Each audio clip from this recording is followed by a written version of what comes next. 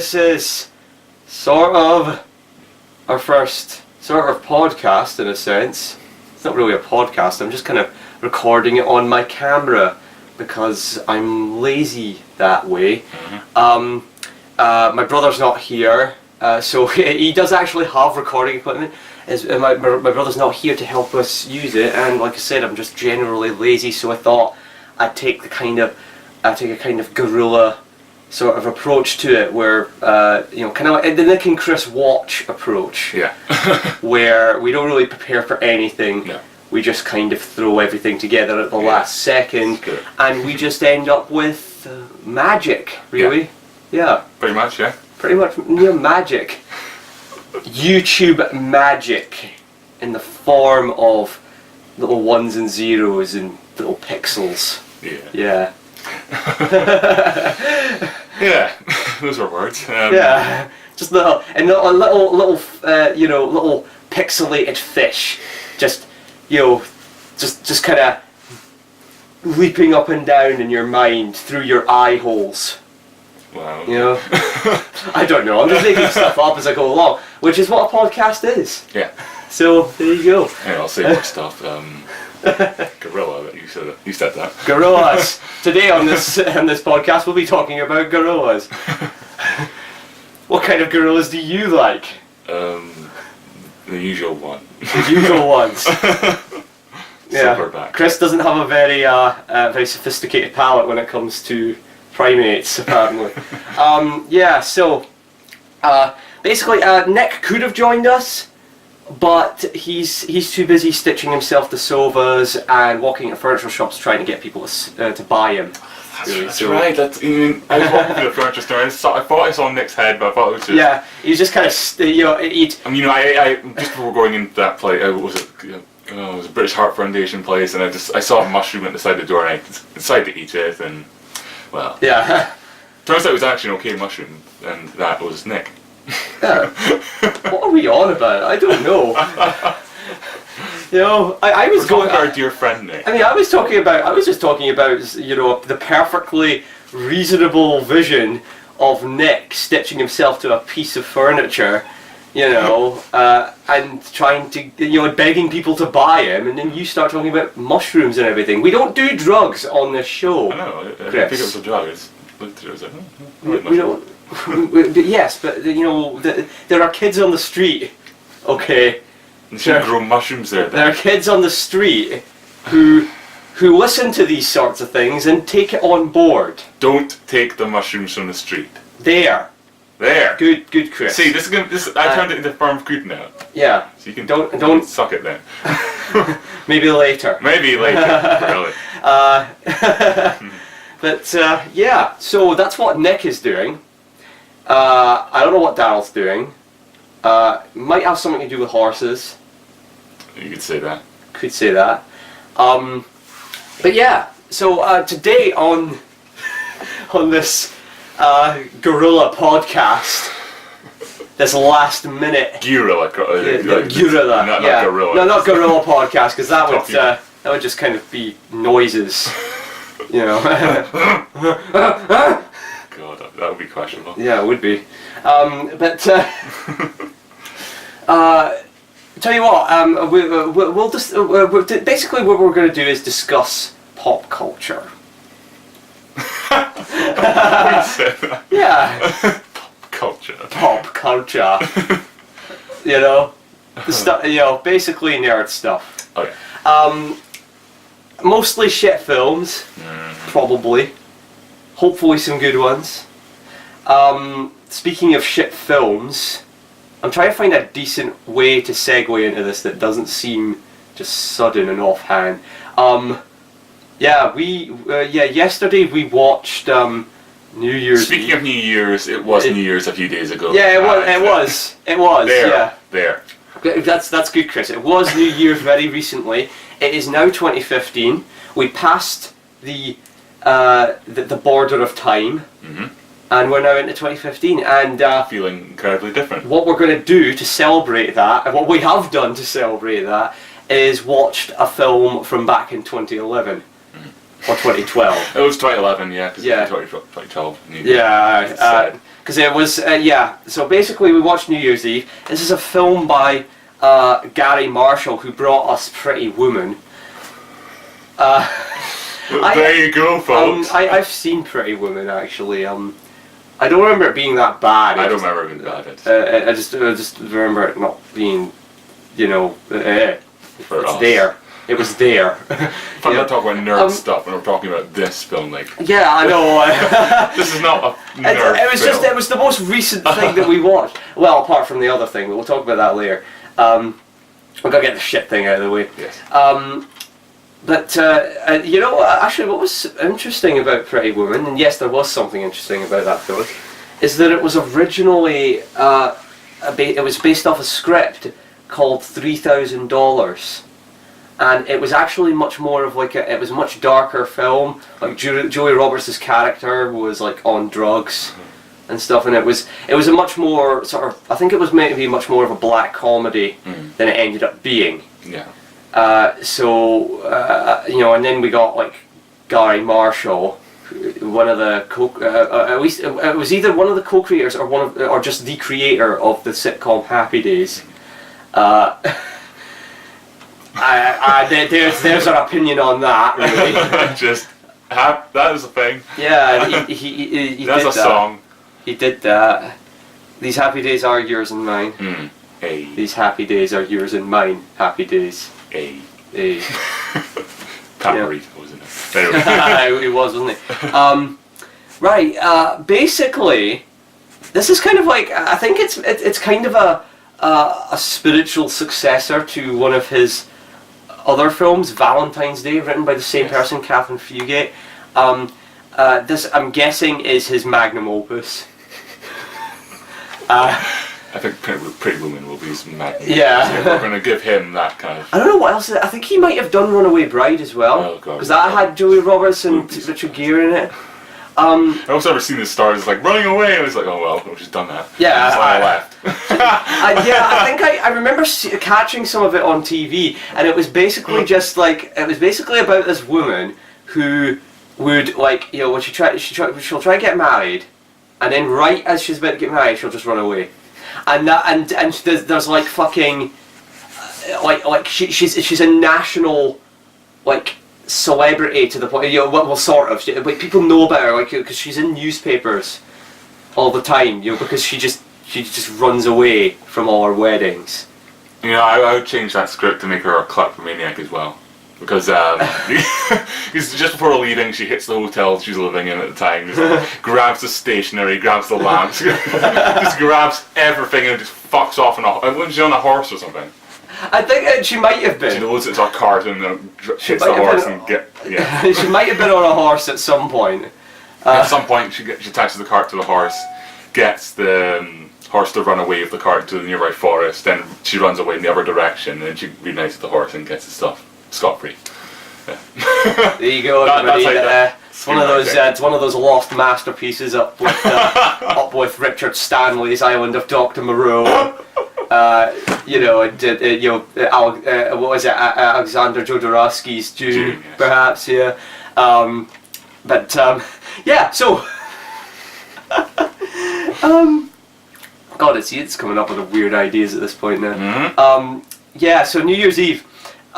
Basically. Oh yeah, I'll just conclude my Runaway Bride thing, and they get shot. They get shot. Her and the horse. The horse runs away. The horse runs away. Yeah. Okay. So it's a bit like Bonnie and Clyde, except the horse is not a very developed character. It just kind of runs away. Okay. Right, back to New Year's Eve. Yeah. You can tell we really don't want to have to talk about this much more than that. It's you see, right, what it is, it's basically like an ensemble film. And an ensemble film, and what it is I'm not entirely sure how to describe this. It's basically it's a bunch of people, and yeah. Yeah. that is pretty much it. It's a bunch of people, and it's New Year's Eve. Yeah. And yeah. I'll try to explain like some of the things that happen in it. Though I use the term happen.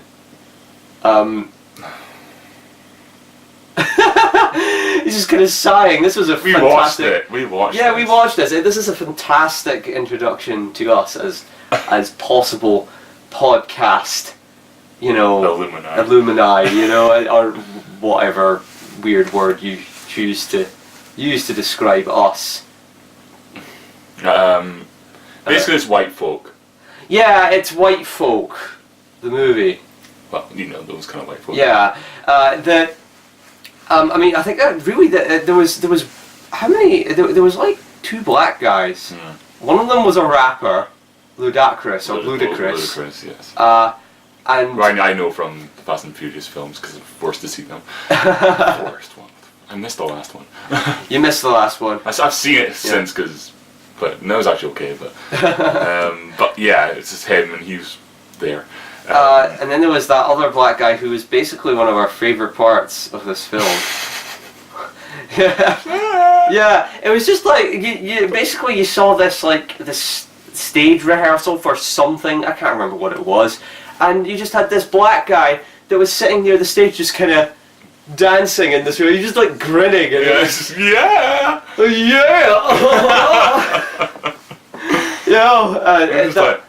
We're just like, let's follow that guy.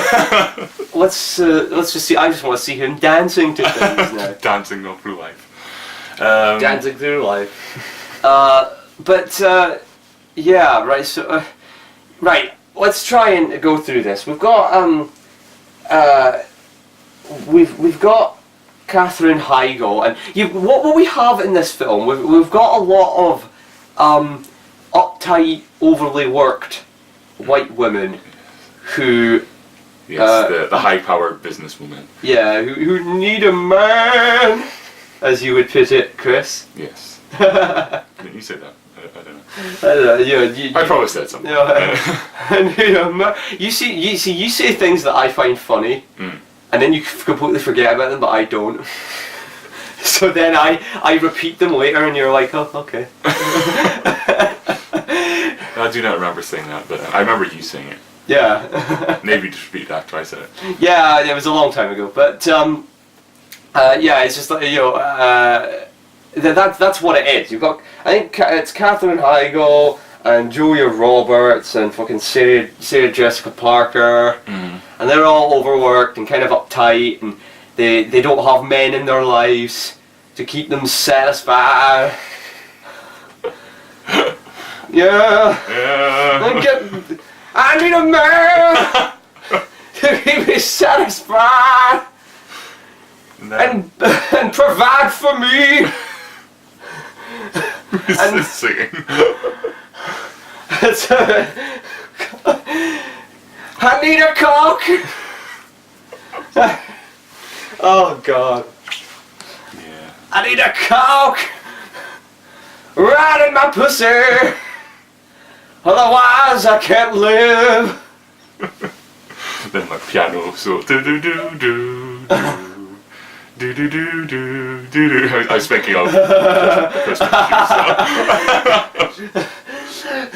That guy gets. Sir, I wanna buy this man. Oh God.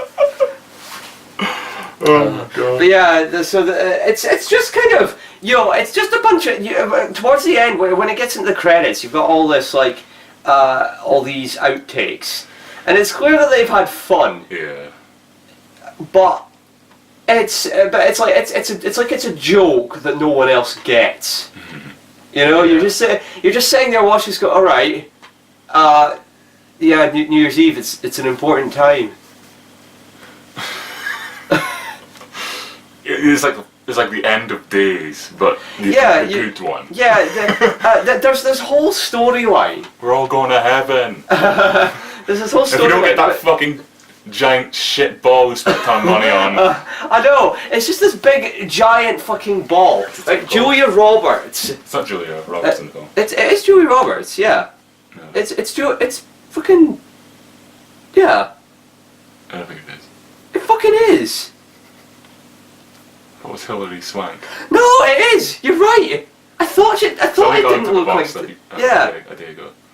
You see, I just, it's a Gary Marshall film. So I just assumed that Julia Roberts was going to be in it. She's probably there, like, hiding under Yeah. a mushroom. What is it with you and mushrooms? Street mushrooms. That's Street mushrooms. Yeah, she's just kind of... That'll be the title. You look in the background, she's just kind of staggering around, like, trying to eat the bricks from buildings. Yeah, that's what she does. And, you know, yelling at lampposts. That's what she's doing. Yeah, she's got the mouth to eat all those bricks, so... Oh, yeah, oh, she's got a big mouth. Yes. Yeah. Ha Haha. ha. I think that's what it is. I think Hillary Swank kind of has a... Yeah. I was certain it was her, because I haven't seen Julia Roberts in a long time. But yeah, you're right. I remember her from Insomnia, actually, Hillary Swank. You know, the one with Robin Williams. Okay. Chris Nolan film. Okay. That was quite good. I've seen a bit of it. He was good in that. Yeah. We can't talk about good films right now. We're talking about this. I basically, right, Hillary Swank. Okay, not Julia Roberts. Hillary Swank. She's in charge of getting this massive, sort of light ball. Yeah. To sort of descend at New Year. I think it's something they do in New York. Yeah. It's pretty much. I think the only time I've ever seen anything like it was when The Simpsons did that Treehouse of Horror episode with the Y2K thing. You know, and they had like the ball descending. There's a lot of American culture stuff that you don't really see. Yeah, so they've got to try and get this big ball to descend. We're gonna get this ball to drop, and it doesn't work. And I think this is meant to be some kind of form of suspense that this film tries to drum up. Oh no. Like I don't know. It's maybe there's things that just cut out.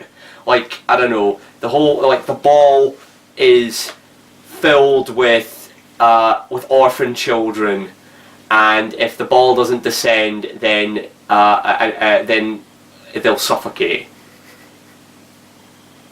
And even then, I'd find it hard to care because, to be honest, fuck orphans. That's my controversial remark. Yeah. For today, fuck orphans. both literally and figuratively. Go ahead, do it. Okay, no. You know, you can still be. I'm not gonna do it. You can still be an orphan if you're like of age. You know.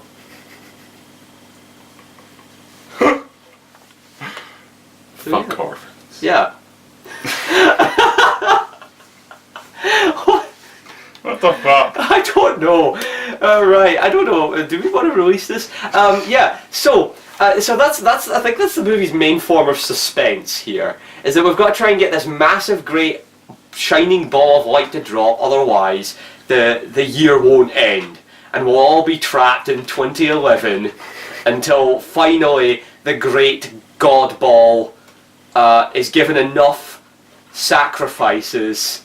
And it finally drops, and we can enter 2012, and you know, Roland Emmerich can finally make his movie. Yeah. You know, right. Yeah. Which I haven't seen. No, neither have I. I'm probably gonna see it at some point, but because you're you. Yeah, because I'm me, and I crave pain. You know, ladies. As in. Yeah, as in New Year's Eve. It's got what else does it have? It has John Bon Jovi. Playing. I think that was your reason for getting it, wasn't it? Yeah, it was just kind of, I it's been a long time since I've seen John Bon Jovi in a film, and he plays a shitty musician, which I know is a stretch. there's the laugh out loud joke for today. I know, John Bon Jovi playing a shitty musician, it's a stretch. Whoa! Yeah. I kind of like Bon Jovi. I'm a fan of shit 80s music. Yes. So I listen to some of his 80s stuff. I don't really like his the later stuff. No, okay. It's just kind of, you know, well, technically speaking, I don't really like the older stuff. I just kind of listen to it because I like that cheesy 80s sound. Yes. But yeah, he's in it, and he's trying to get back with Katherine Heigl, who's another one of our uptight, overworked females who, you know, need a dick in them as fast as possible, according to this film. Tell me about it. You know, that was something I was saying during this film, was that Katherine Heigl was in Knocked Up, which I remember it was a pretty good film. That's fine. And she criticised it for being really sexist because it portrayed women as being really uptight and kind of, you know, fun vampires. Yeah. Whereas the guys are really lovable and you know, haha, you know. Seth Rogen, of course. Of course, there's, you know, Seth Rogen because he's a big fat party animal, and then I just sort of think, you know, this makes it better. Really. Yeah, I know. You know, this. But when was Knocked Up made? I don't know actually. Was this before Knocked Up? I don't know. I'd have to. I imagine it's after. I'd have to. Yeah, I'd imagine it was after. I'd have to look it up. I can't be arsed, even though my phone is right here. Yeah. I cannot be arsed to look up anything related to this. No. But God, we've been talking about this for 20 minutes. Wow. Yeah, wow. We've just kind of been segueing a lot. It's really just a bunch of white people doing really white things. Like, you know, John Bon Jovi is trying to get back with Katherine Heigl, and it's just like, you walked out on me, John Bon Jovi. You walked out on me. And that's just shitty. Here's another way. He also he appears to just do shitty covers of things. Yeah, he just kind of does covers of things. Like the first thing, like you see him in his trailer doing, like he's playing 2 Out of 3 Ain't Bad on his guitar. Yes. Which for Chris here at least is sacrilege. It's just stupid. That's what. Yeah. It is. It's not that sacrilege. Yeah. No, you're not Meatloaf, mate. Yeah, you're not Meatloaf. But yeah, and then he does a few others. I can't remember what he did later on, but it was mostly shitty covers. What did he do? There's some song. There's one song. Yeah, there was what was it? Yeah. If anything, that's more sacrilege than anything. Yeah, because it was in the Blues Brothers. Yeah, wasn't exactly. It? It's you know that. Mainly because of that. Yeah, I can't remember what the song's called, but whatever. He did a cover of it, and Matthew Broderick shows up very briefly as Mr. Buellerton. You can just tell. You see how self-indulgent this is. It's so sad. You know, Mr. Buellerton. You just realise how uninteresting. Oh, wait. I just remembered. We're not going to talk about Matthew Broderick again. No, we're not going to talk about Matthew Broderick. Because I'll just say you just realise how uninteresting he is. Yeah. Hello!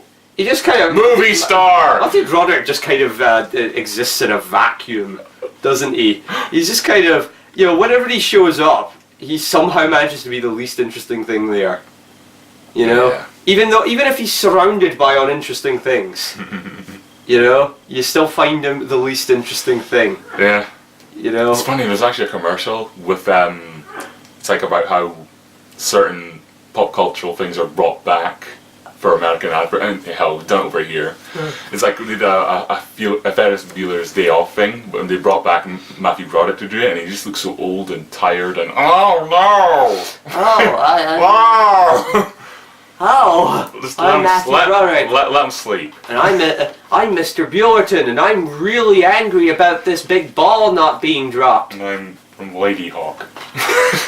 What? Yeah. Was he? Yes, he's in Lady Hawk. Oh God. It's not very good film. You must have, yeah, I think you wrote a review of it. Yes, I can't really remember much about it. I'd have to read it again, but the greatest opening theme of all time, which I'll show you later. Okay then. Oh God, I should tell you what, just go onto my phone and just bring it up on YouTube if you want. But well, you hit it. Password. That'd be amazing. Yeah. Hell, use this as the opening. Yeah, just use it as the opening for it. But yeah, the bit that I just remembered actually was the couple who were trying to get the baby. They get their baby to be born, like the firstborn. Sorry, I'm looking in at the you. new year. I'm just laughing at your Steven Seagal punches man into cabinet. Oh yeah, I was looking for that. Steven Seagal punches man into cabinet. It was that scene from Belly of the Beast. Oh. When he just backhands a man and the guy just goes, his arse goes above his head and his feet into the air, and he just goes straight into a cabinet. Like, no, there's no wavering in his path, just straight into the cabinet. Oh, dear. Like there was there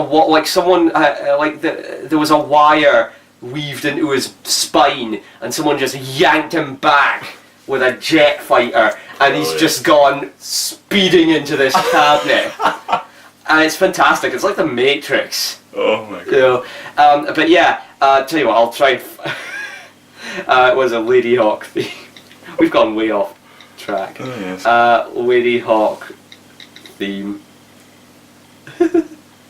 Okay, so yeah, there's this couple, or two couples, that are trying to get, who are trying to get their baby to be born, like the firstborn, after 2011, like the firstborn in the new year. These cunts. Yeah, Jeez. these cunts, basically. These cunts and their cunts. That's the thing, the movie knows they're cunts. Yeah. But you're still following them. Yeah, you're still following them. As if we're supposed to laugh at their antics. Oh, it's fun. They're just horrible people. It's awful. You know, it's just they're just trying to. They've got to try and get their baby to be born in the new year.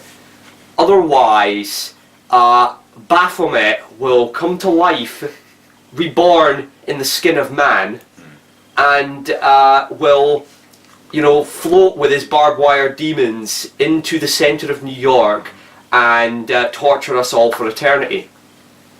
Yeah. Sorry, no, that was the film I was making up in my head. No, they've got to get their baby born, the firstborn, in 2012, or they won't get the $25,000 that apparently is being offered for this arbitrary title of firstborn in 2012.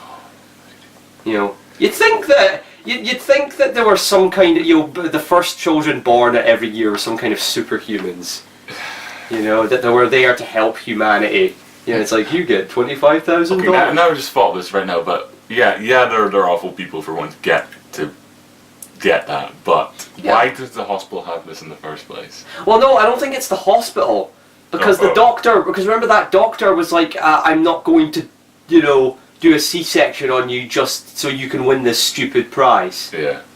She was one of the most likable characters in the film, Yeah. despite doing that. She's like, we're gonna do the whole hypnobirth thing. It's like new age bitch, But so basically, it's just two couples fighting it out for $25,000. And it's. I really wish they just went the whole 9 yards. Like, had them just go all out in their quest to stop the other couple from birthing their infant spawn beyond 2011. Just like I wanted to see the scene where a guy just surfs down a hallway on a wheelchair and then does a flying drop kick into this woman's gut.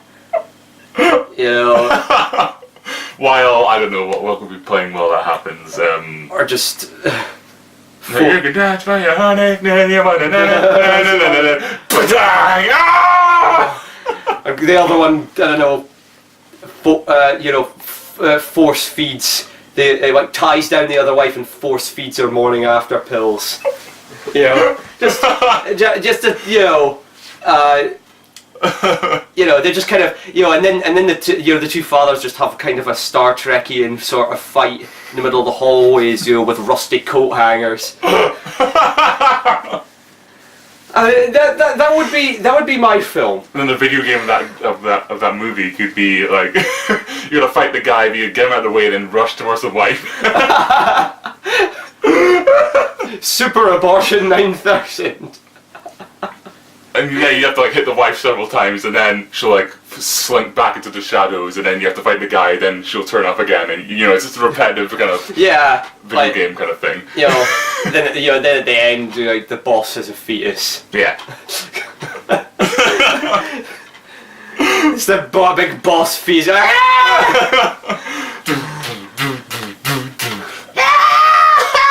Being controlled by Gary Marshall sitting on a throne. I don't know what he looks like. I've seen a picture of him on Wikipedia. It was kind of funny. I thought we've kind of forgotten about the whole Lady Hawk thing. It'll be the theme of the episode. Yeah. Okay then. We'll find it then. Then you've already heard it. Then if I'm just gonna try and find Gary Marshall. I think it's one of those Garys that has 2 R's in his name. Yeah. R for reject. I don't know. I don't know. Right, Gary Marshall. Let's have a look then. The clicking of my thing. Alright, let's have a look. Hello there! I'm Gary Marshall! He's just he's just a man. he's just this old dude. He just looks really cheerful. It's like a really cheerful old dude. Apparently he's still alive. So there you go. He created Happy Days and The Odd Couple. He created The Odd Couple. He did what else? But yeah, well, he did do Runaway Bride. There you go. I hope you're all enlightened for having known that. Oh, for sure. Now you know for sure that the guy who did New Year's Eve did Runaway Bride. It's just kind of there's a point where it just kind of doesn't stop. You kind of think like that was my phone going off. Yes. You just kind of think like, it's just vapid. Nothing happens. Nothing of any worth actually happens. No. And I just realised it's like the worst thing I could have picked for an opening podcast. Yeah. It's just a film full of cunts. It really is. Except I'd say maybe let's look. Michelle Pfeiffer's character is all right. I kind of liked her. She kind of had a very kind of mousy sort of curmudgeon-y type thing about it. It made her somewhat attractive, And the bits towards the end where she's dancing, I kind of enjoyed Michelle Pfeiffer's dancing. That was cute. Yeah, it was. She came across as being quite cute, actually. Despite being we're calling the older woman cute. But I don't mind me some older woman. No, it could do worse. She's quite attractive in this film, I think. But but yeah, and I liked this guy. He wasn't enough. Yeah, it's just kind of the guy that comes along and fixes the ball, and people pretty much treat him like Jesus. Yeah. Because he fixed the big glowing ball. Yeah. I want to know this guy's story. Just like kind of treating like this kind of Jesus guy, but it's just like we barely know him, and he's just kind of maybe he's Russian, is he? He's Russian or something. Eastern European, yeah. Yeah, Eastern European maybe.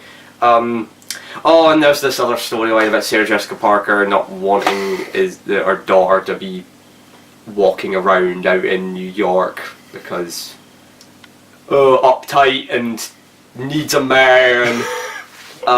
And the thing is, she actually does get a man at the end. Yes. Because there's this whole thing, there's this other storyline about a guy trying to get into New York for midnight because, like, last New Year's Eve, apparently he's like this Lothario, he's like this, he's this womanizer and everything, but he's after more. Yeah. And in the last New Year, he met this woman who was just amazing, and he went to the bog to do some coke or something, and then came back. And she just left a note on a napkin saying, like, my life is complicated right now. Meet me again next New Year's Eve at midnight, here, at midnight. When the two suns align, the moon shoots its light upon the ball. Because by then, I'll have shit sorted out. You can't say it in person, just by then, I'll have everything fucking sorted out. Hope it's okay. And I hope it's okay, you waiting a year of your life to, you know, to take me to bed and jump me. You know, it's just... It's all it's about for you It's guys. just kind of... Yeah, it's all it's about for me, ladies. No, that's what it is. They're just kind of, you know... she just kind of fucks off. And as far as you can tell, there's nothing really in her life that's been stopping her, other than maybe her daughter. I don't know. Her daughter who likes to flash her breasts in public. Yeah. You know? It's... Yes. I don't get this film. I don't get the people who like it. You've got like glamour.com or like we laughed, we cried, we loved New Year's Eve. Sorry. We laughed, we cried, we loved New Year's Eve. As if it was some profound experience. Funny and romantic from Woman. I don't know if that's a magazine or if it's just a woman. Or, yeah. Just woman. One woman. Woman said funny and romantic. They just kind of stopped someone on the street Yeah. and waved this in her face and went, yeah, it was funny and romantic. Yeah. I mean, it's funny, she was wearing like a snake skin, like a snake skin around her neck, and, you know. Yeah. I don't know where I'm going with this. I don't know where you're going with it either. She was just someone they found on the street. And She was Baba Yaga. Baba Yaga. She was Baba Yaga. She was chewing into a kestrel and just kind of going, nah, funny and romantic. And she was describing herself, which was funny. Oh, Baba Yaga. You like your romantic comedies. Oh yeah, this was a comedy, wasn't it? Oh, Robert De Niro dies in this film, sort of. Yeah. He's like dying of cancer. You didn't give a shit. I didn't give a shit. No, those scenes were just so... You know, they're just like, there's this whole thing like, oh, can I go up to the roof to see the ball drop? And they're like, no, but because of arbitrary regulations that prevent me from taking a cancer patient 3 floors up to look at a big ball. That was a scene. It was just... Yeah, that was a scene, and then it turns out that fucking Hillary Swank is his daughter, and she was, and of course he was wanting to see the ball because, you know, his daughter was involved in it and everything. It's like, you know, which led to the you know, timeless joke. You know, I never thought I'd see my daughter's ball drop. That was his line. Yeah, that was my line. That one. Yeah, I take full credit for that. This is the one you laughed the most. This podcast, I'm not sure. I'm not sure if I take... I blame Chris. No, I blame Daryl. Yeah, so that was New Year's Eve. We just spent way too long talking about that. I'd say watch... There's a really good anime film called Tokyo Godfathers, which you should watch instead, because it's pretty much it's kind of a Christmas and New Year's. Isn't that, doesn't that involve one of the guys who did, like, the guy that did Rojin Z? And No, is that Perfect Blue. Oh, the guy did Perfect Blue. Yeah. Alright, I still got to see Perfect Blue. Yeah. That's a movie you should watch. Rojin Z. Rojin Z is fucking good. Mine's related though. Yeah. You can just recommend any movie, but I mean, like, as in this, because it's kind of like this. Yeah, well, I'm fucking well recommending Rojin Z. Do it then, Jesus. You cunt. It's the word of the day. It's gonna be the word of every day for these podcasts, I'm guessing. That's a way better film than that, because it's about like 3 homeless people finding a baby in the trash, and then they have to find the parents. Oh. Yeah. Well, that sounds interesting. It's a transvestite and an older alcoholic guy and a young girl. I really need to see this now. It's kind of over the top in the transvestite guy, but it's okay. Yeah. God. But yeah. That's a good film about it. Moving on to something better. That we've been watching over the past couple of days, actually, is Garth Marenghi's Dark Place. Mm-hmm.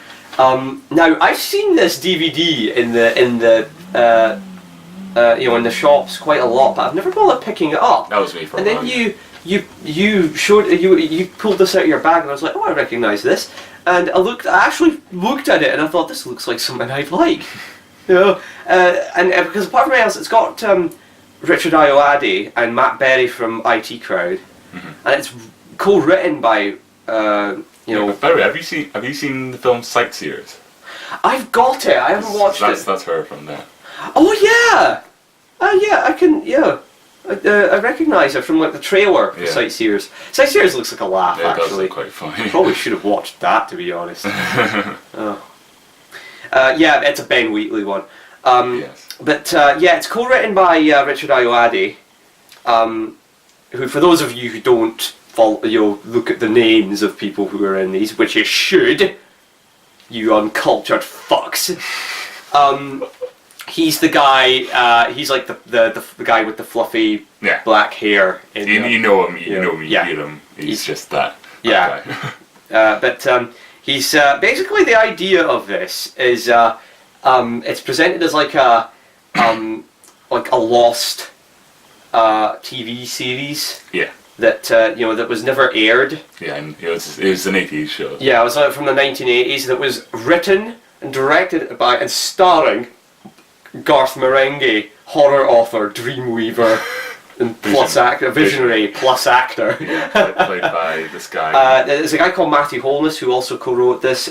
He's not in a lot of stuff. Yeah. I think he's had like small parts in other things. He's been in. I'm pretty sure he's been in IT Crowd. I don't know, but he's. I think he's mostly like a comedian.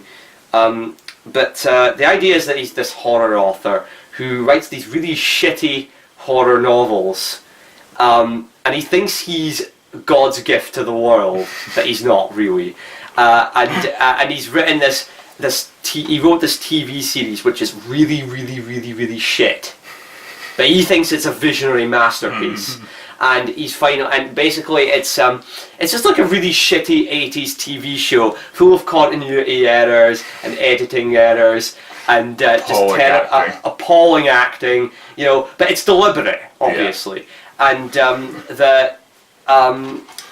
oh god, what it also has is like introductions from Garth Marenghi, often reading from his own novels, which are funny in and of themselves, and interviews with him and Dean Lerner, played by Richard Ayoade. And Dean Lerner is the producer of the show, who also plays Thornton Reed, the director of the hospital, who spends most of his time acting mostly like a police chief.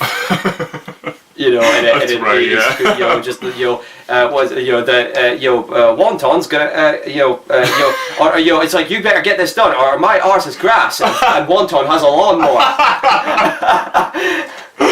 And just the acting is terrible. You know what? I always thought that you have to be a really good actor to portray non-acting. Oh yeah. But it's it's great fun. We've only got a short time left, unfortunately, but it's got Matt Berry. I love Matt Berry's voice as Lucien Sanchez. Oh, why can't you be mine?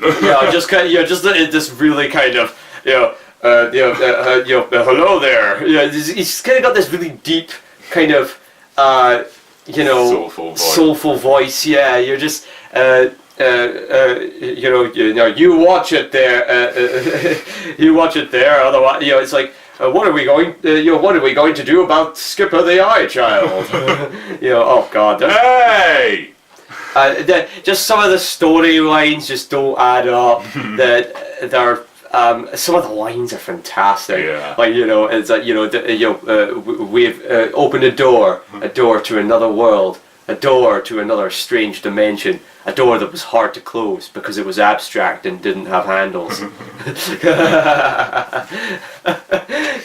There's been a lot of like supernatural hospital things in fact. It's supposed to be based on St. Elsewhere though. Well, there was St. Elsewhere, which wasn't really a supernatural thing. St. Elsewhere was famous mostly for having like other like characters from TV, other TV shows in them, like Cheers. I think Hill Street Blues as well. Yeah. There's a lot of them. Which gives way to the St. Elsewhere theory. Yeah. There's someone that said the theory is that St. Elsewhere is technically the only TV show ever, because it's all in the same universe. Yeah, it's weird as hell. I mean, it ends weird with that autistic kid with the snow globe. I pick up some St. Elsewhere because it looks really good. Yeah. It's got Denzel Washington. Yeah, I know, it's weird. It's just like it's one of his first ones. And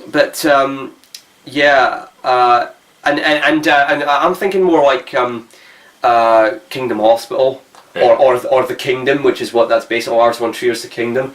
The Lars von Trier's The Kingdom actually has a similar thing where, like, towards the end of an episode, like, there's this one doctor guy who stands on top of the hospital and just shouts, "Bloody Danes!" What? But whereas at this, at the end of each episode of this is just kind of, Garth Marenghi or what was his name, Rick Douglas, MD, standing on top of the hospital roof, like just smoking a fag and like pondering things. And it's great because he honestly thinks that it's all very socially relevant, and it's fun. It's fucking hilarious. Apparently it didn't get a lot of views when it was broadcast, which is really sad. Which is sad and also kind of fitting. Well, yeah. At the same time, kind of fitting, yeah. But they should be fitting. Yeah. So that's Garth Marenghi's Dark Place. We highly recommend this. Definitely. It's funny as hell. Anyone who likes the day-to-day, Time Trumpet, Brass Eye, the IT Crowd, anything by Graham Linehan, because apart from anything else, he shows up a couple of times in it. Graham Linehan.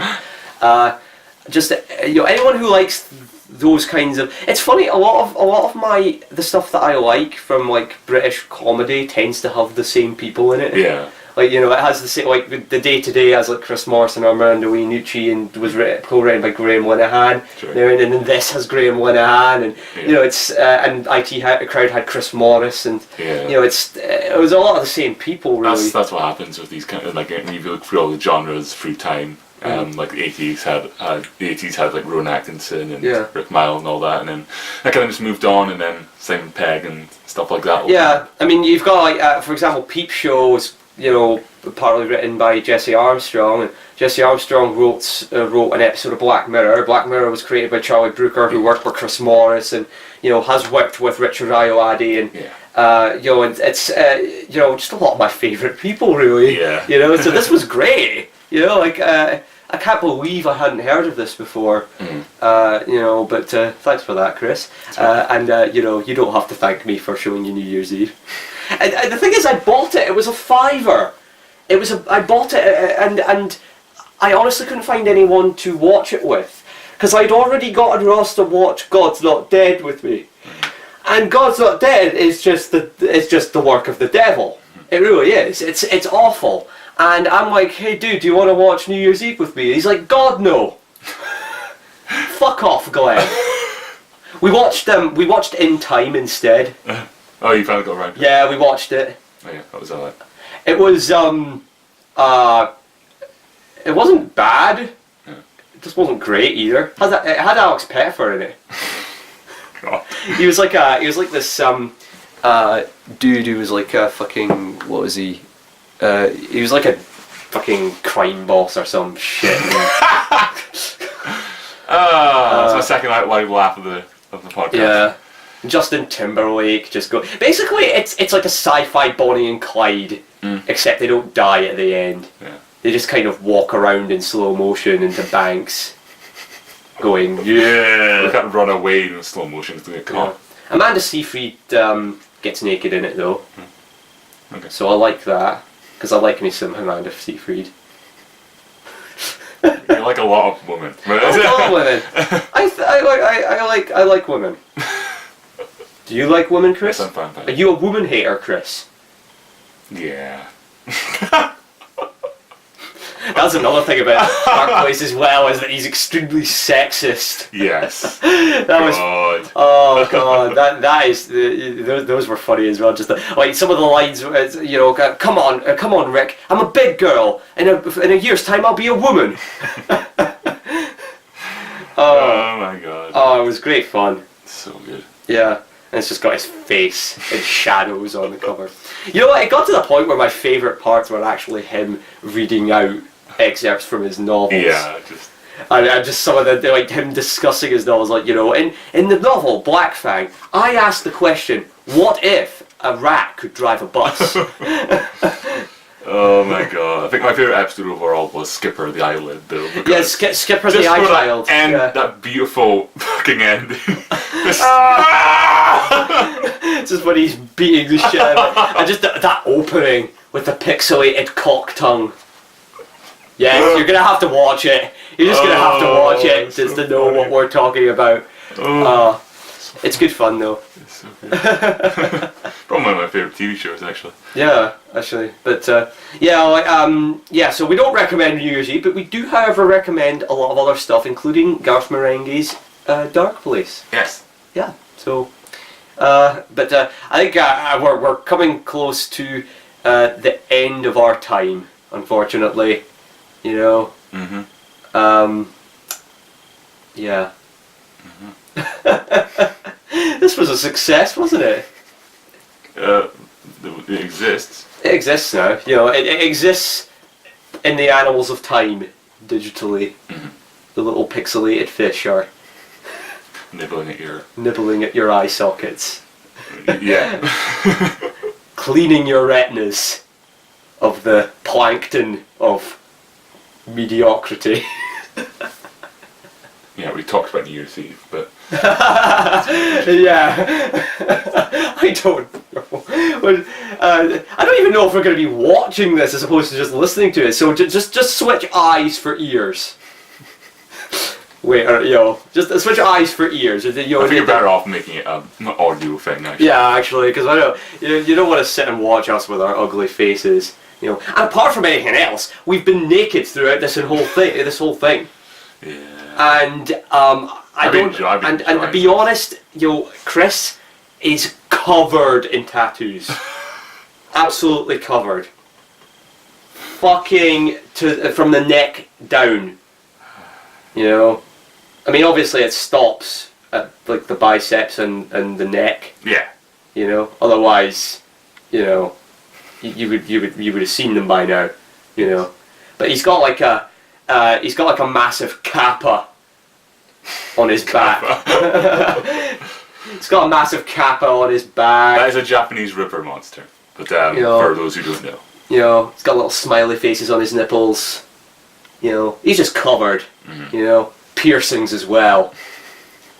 You know, you should see his Prince Albert. Oh God. I, on the other hand, you know... Beautiful. I'm beautiful. Oh God. Oh well. Anyways, better go. This has been... I don't know. Glenn and Chris's journey to hell. There you go. It's Glenn and Chris's journey to hell. Yeah, that'll work. Yeah. Bye-bye, everyone! Bye!